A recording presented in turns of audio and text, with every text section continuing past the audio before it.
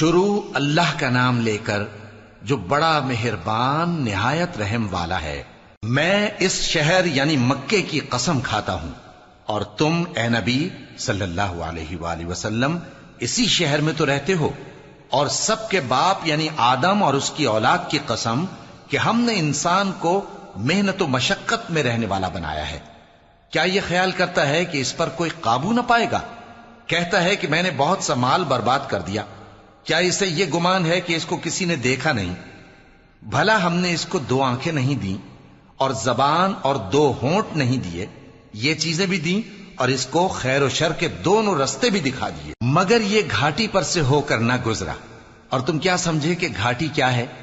کسی کی گردن کا چھڑانا، یا بھوک کے دن میں کھانا کھلانا، کسی رشتہ دار یتیم کو، یا مٹی میں پڑے کسی نادار کو۔